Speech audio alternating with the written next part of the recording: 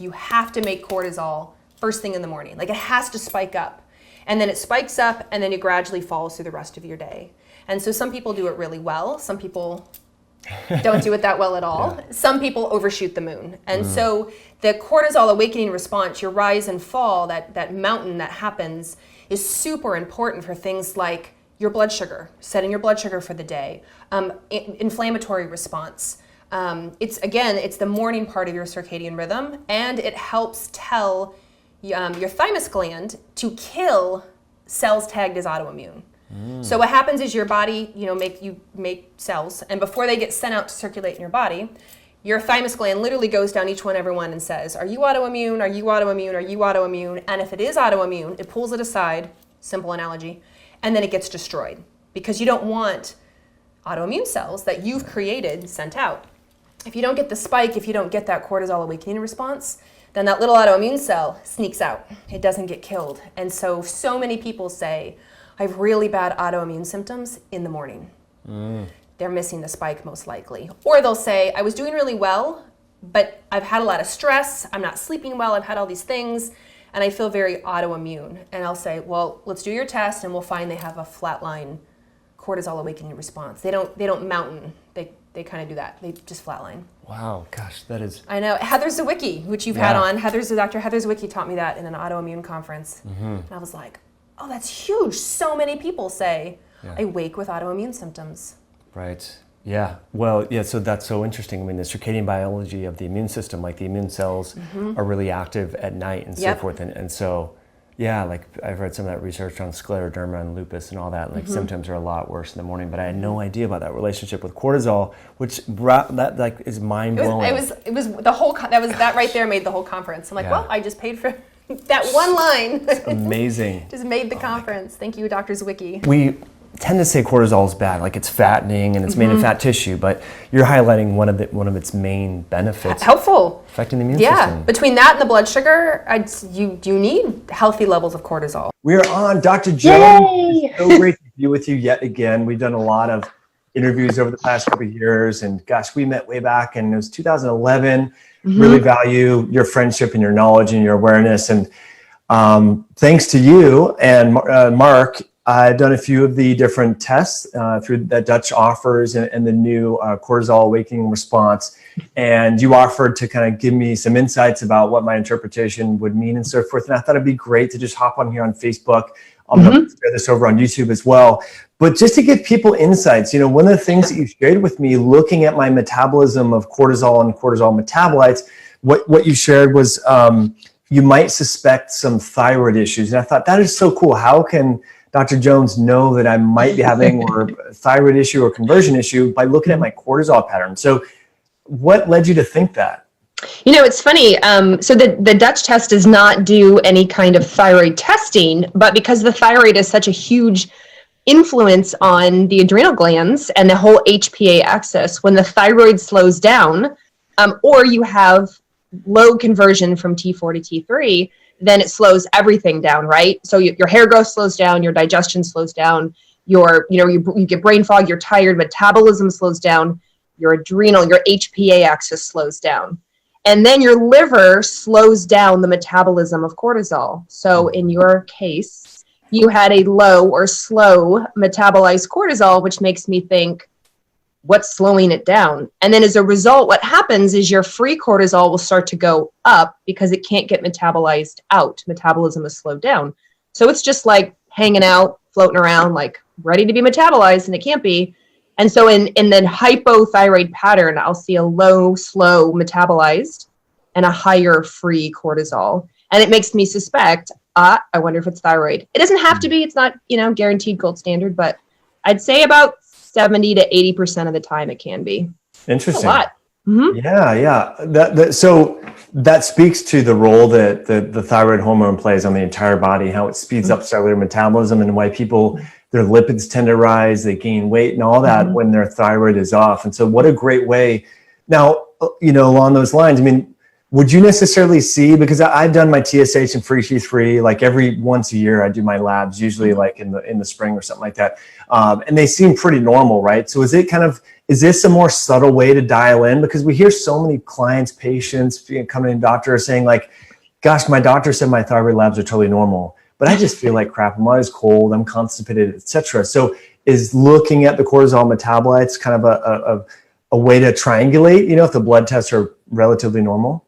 It can be, yeah. And in fact, we found that it can sometimes pick it up, especially in autoimmune or Hashimoto's. So in some cases, people will have, quote, normal labs, but positive antibodies and all the symptoms. And I'm like, well, it's already exerting an effect on your HPA axis. So we've got to do something about it. We can't just let it ride, or, oh, we'll wait 6 more months, or let's retest in 3 months.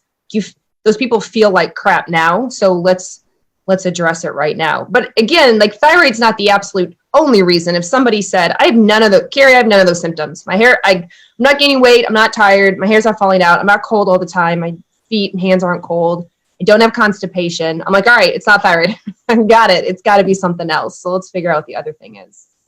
But so often people have those complaints, right? Thyroid is such a big deal. So I'm like, we have to investigate. Yeah, super interesting.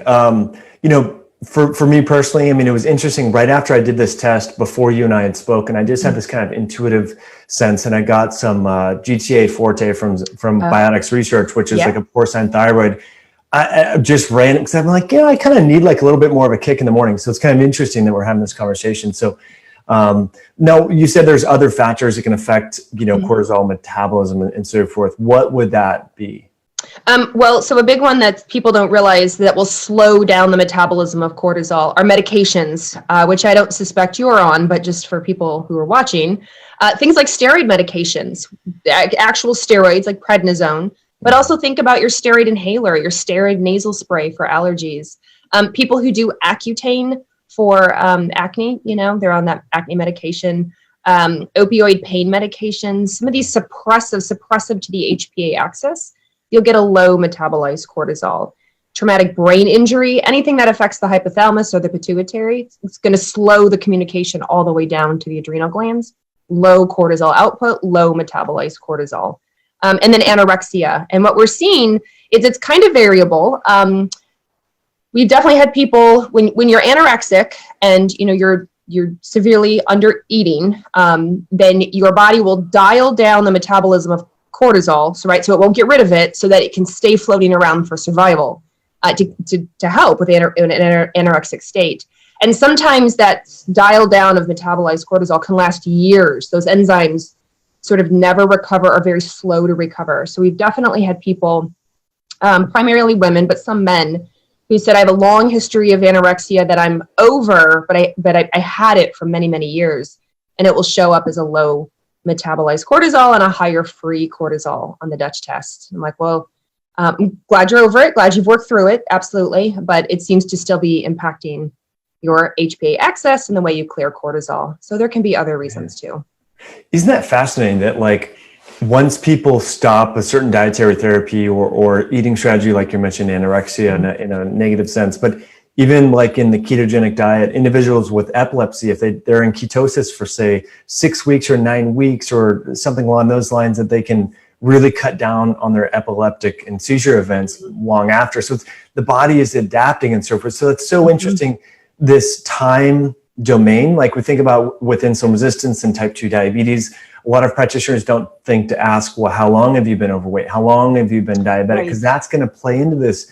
Right. The body renormalizing itself. And often cases, healing can occur quickly. But like you said, if you've been anorexic and under eating for a very long time, the body's going to compensate in that way. So interesting stuff, Carrie. I love where this conversation is going. One of the other markers, DHEA sulfate, was a little bit off. And a lot of men are looking at testosterone and all that. And I remember a conversation I had with Charles Poliquin saying that, even in my Olympic athletes, the ones that had high DHEA, that was more important for their response and their recovery compared to even say testosterone. Right. So, well, first of all, most of our DHEA is made in the adrenal glands. And so DHEA and DHEAS are two different things. So S is the sulfated form. And so in most testing, the Dutch test, most people get their blood drawn, they'll get a DHEAS run. And the reason is it's the most abundant anabolic steroid that we have in the human body. And it doesn't have a circadian rhythm. So DHEA does, it's highest in the morning, low at night, like cortisol, but DHEAS does not. So you can test your S anytime, morning, middle of the day, nighttime, and it should be relatively constant. So what happens is if you can't get the S on, so if you can't get that little sulfation to happen, then you have low DHEAS. But it doesn't tell us necessarily about your DHEA, which is why, like in your case, we look at all the downstream, the other metabolites. But the most common reason that a person will have low DHEAS compared to like their testosterone or some other androgen markers is inflammation. Because inflammation blocks, slows, stops sulfation. And so when you're in an inflamed state and your DHEAS is low, believe it or not, the treatment is not necessarily just give DHEA, because you may make DHEA, it's just going other pathways because it can't sulfate, it can't get the S on. And so if you just give DHEA, you may actually make yourself worse, more anxious, get insomnia, angry, irritated, what have you. When really, if you just address the inflammation, then your sulfation will improve and your S will go back on. Super interesting. So that's a key part of it, is that sulfation part of sulfating DHEA. That's an integral part of the kind of biochemistry. And there's SNPs involved, the SULT, SULT, SULT2A1 SNP. So people are doing their SNP testing right now, and they'll say, I already know I have mutations in my SULT SNP. I'm like, all right, you're going to have a hard time getting your S on. Your DHEAS will probably be lower than the average bear. And that was one of the things you asked me about too, is am I changing the sulfur foods in my diet? Or are you inflamed? Yeah, I don't know what that would be from. Like, I don't necessarily think that I personally have inflammation going on right now. I could be, or when I took this test. I will say, actually, I would love to know your thoughts on testing. Like, my idea, like, I think on the recommendations on the Dutch test, it said, try to do this when you're at home and it's not a stressful day. But I like to test when I'm in the throes of whatever it is. Right? Like, I do non-fasted blood work sometimes to see how my body's processing food I eat.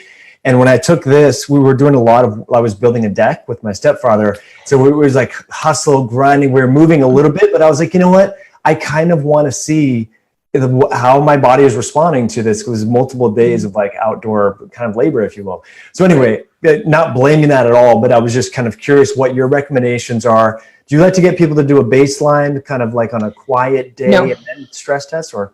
No, I tell people do it on a stressful day for sure. Don't do it on vacation. Don't do it on a relaxing Sunday at home, unless you're a football person. And this season's been interesting, so maybe Sunday is a good day to do it on when you're all upset at the TV. But no, I say to do it on your worst day, because on your worst day, that's what you're going to look like. And I think people forget, cortisol is made once cortisol is stimulated to be made, it's made in a couple minutes, about 10 minutes, and then it's broken down in about 1 to 2 hours. And so people will ask me, well, when I do a cortisol test, no matter who it is, Dutch test, saliva test, who cares? And they'll say, is this reflection over the last couple of weeks? I'm like, no, this is literally reflection of your day. Like, this is it. So if you had a stressful day, this is what it looks like. And if your next day is fine or relaxed, or the next day, you have off, the next day you get a massage, it will probably look a little bit different. It just hangs around for 1 to 2 hours. Norepinephrine and epinephrine, they hang around for minutes. So it's very adaptive. It's very adaptive. So do it on your worst day. Yeah, that's a good tip. Interesting about how you said it's adaptive. So like a lot of people fall asleep with the TV on, or they're watching the news or watching a scary movie. And so if it's made very quickly, yet it takes 1 to 2 hours to break down, or it's in our system, that's not really a good pre-bedtime activity. No, it's very true. And unfortunately, so many people are doing, they're working out before bed, for sure. They're watching TV, they're on their phone with that bright light before bed. They get in a fight with their significant other. They're trying to put their unruly kids down for bed. And so they're in that sort of hyped up state. Or think of the parents who put their kids to bed and then this is their second wind. They're like, all right, it's 8 o'clock or 9 o'clock. Now I can, exactly. Now we can have a drink. We can do some laundry. Let's talk let's watch a movie, and then they can't figure out why they don't sleep that well, or maybe they wake up multiple times. Yeah. It's because Super interesting. You know, it's funny that you bring that up. I was reading some research on, I had this book, it's like a really old endocrinology textbook from like the late 70s, early 80s. And it was talking about all the different, you know, feedback mechanisms within the brain and cortisol and, you know, norepinephrine and all that. And there was, I can't remember the mechanism, but alcohol seemed, I know we all feel very calm when we drink alcohol, but I think it had an impact on cortisol metabolism. And I remember thinking like, wow, that's kind of crazy that, and I don't, again, it's been like months since I read this, but I remember the time being very interested in that. Does cortisol kind of, does alcohol kind of affect the adrenal output and then maybe affect sleep in an indirect pattern later on in the night? Oh yeah. I mean, we know that alcohol affects detoxification. We know that it affects, you know, blood sugar regulation, you know, all in a poor manner, you know, the alcohol is not exactly improving our detoxification.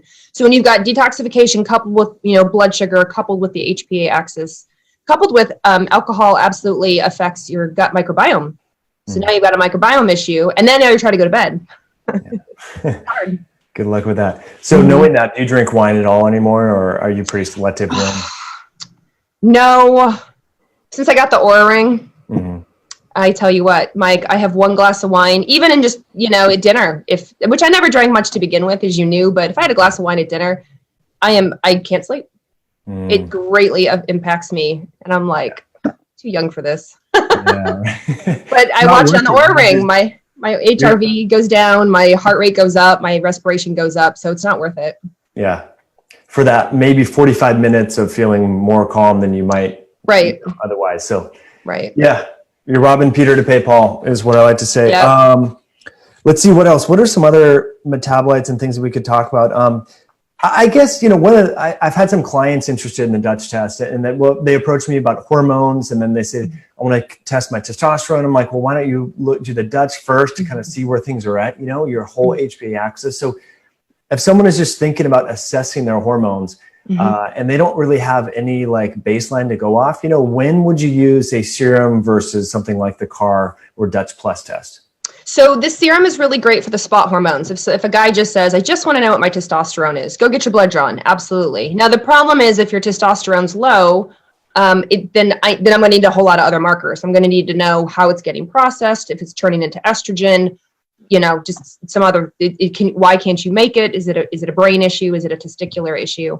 But, and then with the CAR you can really only get in saliva, believe it or not. So the test that you did is a combination cotton swabs and then the urine spot testing. And so the CAR is really great for those people who have issues first thing in the morning. So, and especially in the first hour. So when they say, I can't wake up, I need lots of caffeine to get going, or I wake up with anxiety, I wake up with panic, I wake up with autoimmune symptoms, you know, I wake up and have seizures, you know, everything's in that first hour. Then I'm like, look, you're tired, you're reporting these symptoms, like then we need to get more specific. So then do a Dutch test, do a Dutch Plus. Let's see what your cortisol awakening response is. Super interesting. And now, provided that so many people are on their cell phones nowadays watching TV have blue light, does anyone come back with a normal circadian rhythm? Not many. Yours wasn't bad. You must wear blue light blocking glasses at night. It was better this time than last year. Last year was pretty bad. It was better this year. Right here. Can you see that, Carrie? Yeah, I can see that. Yep. Okay, I'll hold it up. But so do you want to talk about kind of that first, was it 2 hours in the morning?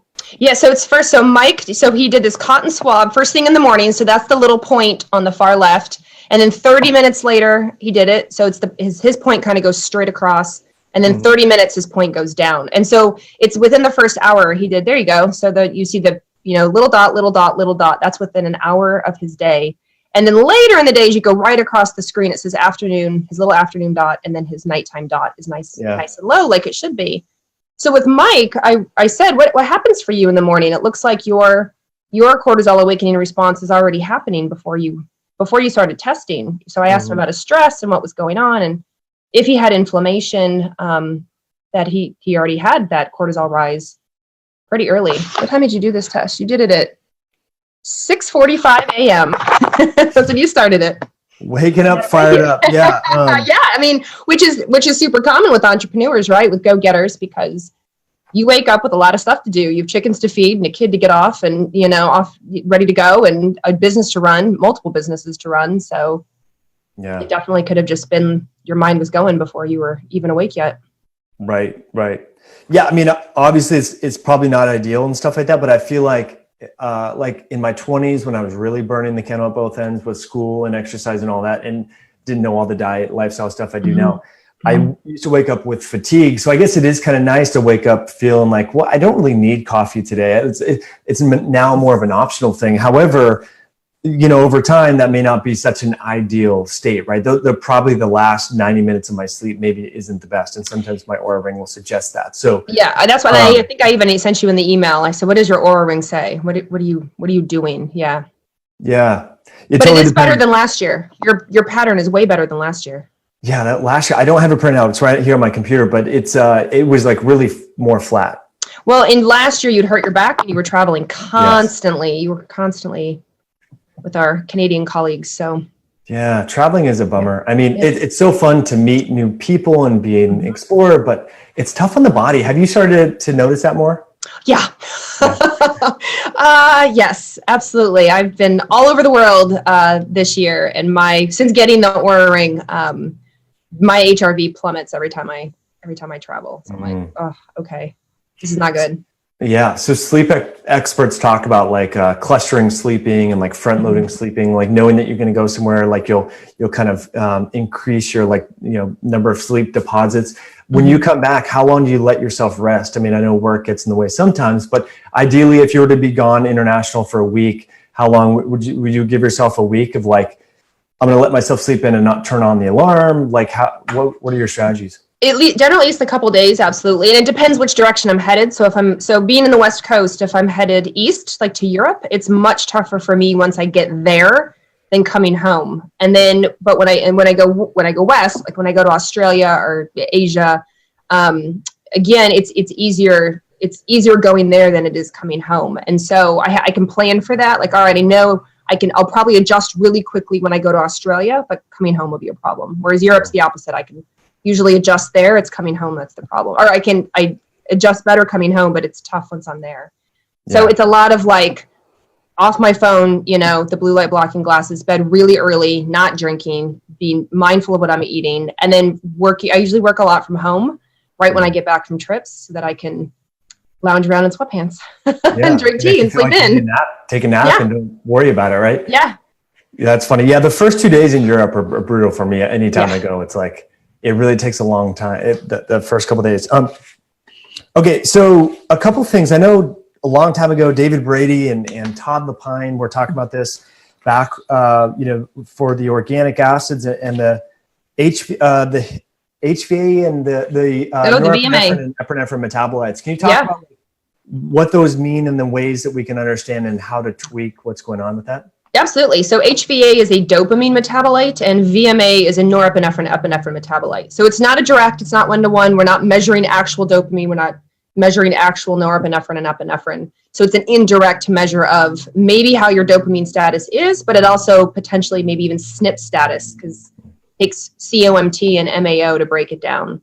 And so in your case, I think yours were high, correct? I think a little bit on the high side. On the higher side. And so again, it could be dopamine and norepinephrine, epinephrine, right? So it could be stress, it could be inflammation, it could be, there are certain foods, unfortunately, these markers are really particular to foods.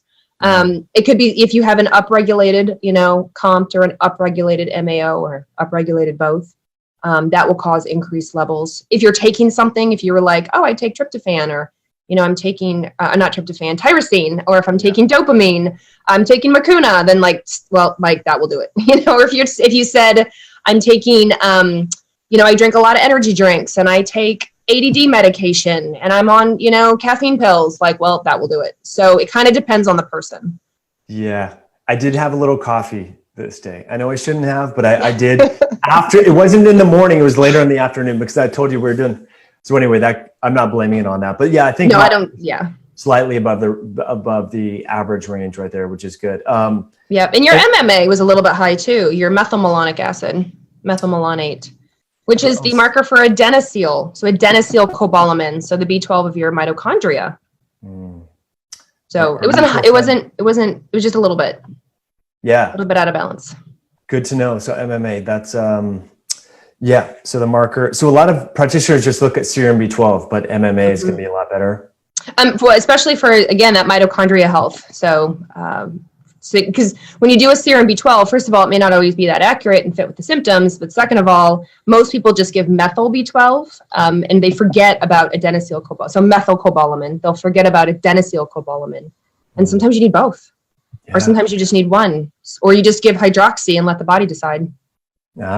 Great tips. Yeah. Love it.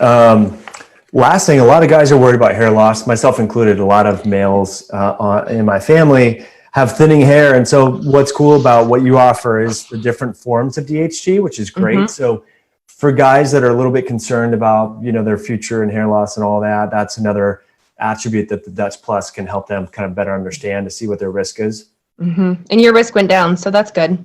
Yeah. Your 5-alpha pathway is pretty much right in the middle, which is great. So does that correlate pretty well with symptoms in folks? And then is there, a lot of guys can take different things, saw palmetto, there's a few other nutrients and things like that. Like if someone is worried about that. Especially that male pattern baldness. Now, if you have a very strong family history and you're following suit, there's not much we can do to stop that, just given the genetics. But if you're an elevated 5-alpha person, as seen on the test, and you're starting to notice hair thinning, kind of coming back through here, then yeah, absolutely. You're looking at saw palmetto, stinging nettle root, zinc, pygeum, africanum, EGCG in green tea. Reishi mushroom is another really great one. And so they can be really, really helpful. Awesome tips. Yeah. Super cool. Dr. Jones, it's always good to connect with you. I'm going to go back on Facebook and see what we got going on questions wise. Cheryl just asked about hydroxy B12. So you had a really good way of kind of explaining that. So it basically, whatever the body needs, it can use hydroxy as the base. Yep. So you can use, you can do, methylcobalamin, you can do adenosylcobalamin, you can do hydroxycobalamin. All of them come as supplements. But what I find is a lot of practitioners will do a combination, like methyl and hydroxy, or just hydroxy and let the body decide, or hydroxy and so you can do a combination, or you can just do adenosyl, but you have to give enough. You have to make it worth your while. Totally. Really good tip. Colin said, any herbs for balancing hormones in men? I assume lifting up hormones, Colin, but if you want to type in any other questions on that. So some guys do well with, there's rhodiola, there's ashwagandha. Maca. Yeah. And assuming he's meaning, since it's a guy, right, I'm assuming he means like testosterone. So the first thing is to figure out why your testosterone is low. Second of all, where is it going? So you have to check estrogen. You can't just give testosterone. Otherwise, you may just push the estrogen pathway, and not many men want that. But herbs good for testosterone, or nutrients, like zinc, like zinc is good. Tribulus, maca, pine pollen, tongkat ali. I'm not familiar with that. TONGKATALI, Tongkat, two separate words, tongkat ali. The theory behind tongkat is that it helps knock testosterone off of sex hormone binding globulin. All my acupuncture Chinese medicine practitioners swear by it. They're the ones who taught me about it. Interesting. So it just helps to liberate more free testosterone. Correct. Yep. There's an herb. Do you know Donnie Yance at Natura Health Products? I know the name, but not personally. Okay. So he has a product called Botanibol and Power Adapt. Okay. And interestingly, when I wanted to be a pro bike racer, don't ask me why I wanted to do that, but I used to take his products back in 2007, 2008 was when I first got hooked onto him. And he has this, it's an herb, it's kind of like rhodiola, and it grows in this really harsh areas called Rapuncticum carthamoides. Yes. I think I have a whole thing printed. I think you told me about this forever ago, and I think I actually have an article about it printed behind my computer. I have a stack, I have a huge stack of stuff printed off. Yeah. And now it sounds familiar now. Thanks to you. I think I had that printed off and I read it. Right on. So that could be a good one. So I think it was Colin that had the question on that. And I just want to say, friends, if you enjoy this content, please hit that like button, share some love, hit some hearts, and share this or tag a friend that may benefit from this information. And below the Facebook Live, or maybe it's above, wherever you are on your mobile phone or computer, there's links to other videos that we did with Dr. Jones. But today we're just kind of have more informal conversation to help you better understand how to make sense of your hormones, because these things are changing with age, changing with stress and life load, and it's really great to be able to get a resource like this to have Dr. Carrie with us. So Repunticum can be great. So there's another one, D-aspartic acid. Have you ever heard feedback from that? I've heard of it, but I haven't used it or tried it or had gotten a lot of feedback on it. So no. Okay. Some guys are talking about that online and stuff. And one thing, just to be totally transparent, we haven't yet talked about this. So in college, I did steroids, Dr. Jones, twice, not, prednisone and all that. Like I was like, I don't think you mean the inhaler. And so I wonder if that has affected my hormones, because I felt like that, it took me like 5 years to like feel, hormonally kind of normal, but I always felt like my baseline is lower compared to when I started. So I don't know if anyone's been transparent or you've talked to other people that have participated in either HRT or steroids. And do you find that the HPA axis renormalizes after that, or is it always kind of a little off? I find that it's always a little off, and people will oftentimes be transparent. Oftentimes they will say, in my younger years, or I had a long history of stage or, performing or, competing, and I don't do that anymore, but I'm trying to get better. What do you think? And their hormones are definitely always, it can take a really long time. And sometimes in your case, Mike, I think you're okay, but I think, I definitely have people that the longer they do it, then sometimes it's permanent. Sometimes that SNP, and gene upregulation is just on, and there's nothing we can do. Yeah. I've had some female clients, a popular drug in kind of the female fitness world is Anavar. It's an oral steroid. And I found they have a lot of immune stuff. They have a lot of hormone issues, like even if they just did it a few times. And this is one of these compounds that like people take like chewing gum before the gym. Like this is considered very benign and low dose. So I just, I worry because I don't know if, and especially we see this on Instagram, there's so many people now taking steroids, SARMs, growth hormone, precursors, and all that. And so it's actually what inspired me to chat with you was a lot of questions that I've been getting from young men concerned about their hormone levels. And I was like, I just wanted to kind of bring up this narrative. I know it's kind of taboo, but it's out there. I mean, people can order this stuff on the internet nowadays. It's crazy. So important to kind of see and understand that if someone does go down that road, it can have potentially permanent effects. Yeah, and a lot of times I'll have women. In fact, I have a friend who did. She was a bikini competitor. She did it one time, one cycle, and she always says, ever since then, my hormones have been a mess. I mean, to this day, my hormones are always a mess. I don't feel well. I'm so tired all the time. My cycles aren't regular. I mean, and she did it years ago. So that's crazy. One time, and she did all the stuff with it, all the. Yeah. And do you see that? I know Jolene Barton talks a lot about this, but even just, people forget birth control. I mean, that's a steroid. It's not anabolic. Yeah. Do you see that where can people climb out of that hole, or is it still kind of semi-permanent like we're talking about? Definitely depends on the woman. We call it post-birth control, syndrome, post-birth control pill syndrome, which the awareness week is happening right now. But I definitely have lots of women that the pill, like kind of like the Mirena IUD, any kind of steroid or hormonal birth control. Some women do great, no issue. They go on it, they go off of it, wonderful. Other women, it completely ruins their life.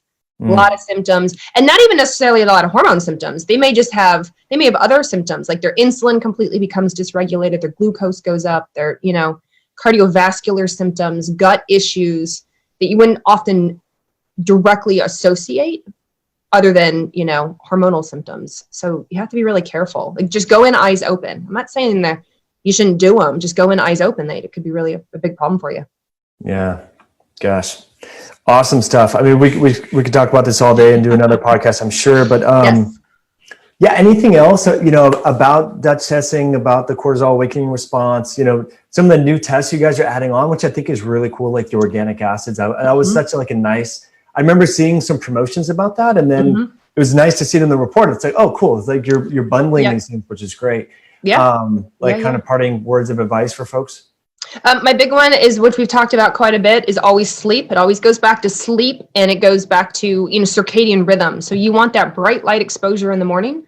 Yeah. So go outside or get yourself a happy light, get some bright light exposure, and you want darkness at night. So get off your phone, get off your tablet, get off your computer. And if you can fix your circadian rhythm, you will fix so much in your body, because every gland, every cell has its own circadian rhythm. And if it's hormones we're talking about, Your reproductive rhythm is 100% tied into your light, dark circadian rhythm. Yeah. So it's an easy fix. Light in the morning, dark at night. Right. So easy, but hard to implement practically. But yet we don't do it. Because you know what? Just like there's really no need to go to the grocery store. You can order everything online.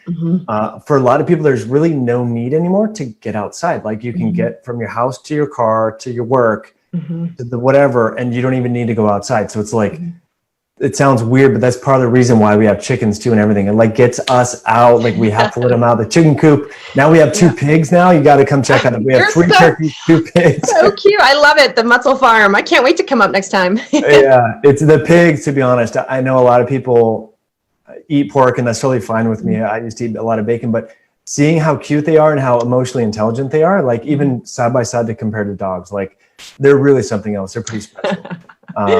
And you have 2 dogs, so you just got this whole blended family.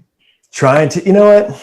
Yeah, it's just, I awesome. realized that it's really good for our kid, you know, our daughter Inez, who you've met. So it's just nice that she's able to like have these, she's an only child. So we're like, all right, how can we make her feel like she's got more siblings and everything? And we're going to cut it off at 17 chickens, 3 turkeys, 2 pigs. That's about it. I'm going to see goats, little baby miniature goats next time, little Shetland pony. You're going to have a peacock. Right. Down the road. Right.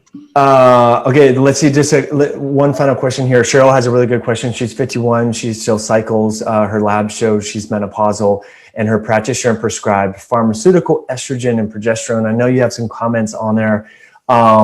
What are some risks associated with pharmaceutical estrogen and progesterone? Some of the pharmaceutical, though, is bioidentical. So it depends. So some of the pharmaceutical E2, estradiol, is bioidentical. And of course, the pharmaceutical progesterone is called prometrium, and that is bioidentical. So if you're on that, estrogen, you just have to make sure you're detoxing it correctly. I'm not afraid of estrogen. I don't vilify estrogen, but I do make sure that women are detoxifying it correctly, because if it goes down the wrong pathway, which we didn't talk about your pathways, but in her case, if it did, then I'd be concerned because it'll increase her cancer risk. But if she's on a pharmaceutical estrogen and progesterone that are synthetic, such as sometimes they get prescribed the birth control pill, which I don't agree with at 51 years old, but sometimes they're on something called a progestin, which is a fake progesterone, then your risk goes up quite a bit for breast cancer, cardiovascular disease, what have you. So so I don't like it.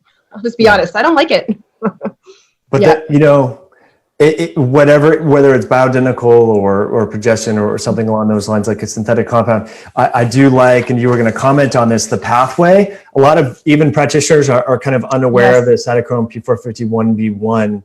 Is it focusing? There we go. You can see it. So it's the middle dial on his right, on our right on the screen. That's in the red. Yep, right above where his finger is. Yeah. That's the 4 pathway. So when estrogen goes down the 4 pathway, and if it keeps going, if it doesn't go through phase 2 detoxification and get neutralized, then it can cause DNA damage. It increases the risk for mutations. So if you're on estrogen and you're going down that pathway, you're just going to push it more. And if you're guy or girl, it doesn't matter. Guy or girl, if you prefer that pathway, but yet your phase 2 is not good, again, that DNA mutation risk goes up. So you have to be careful.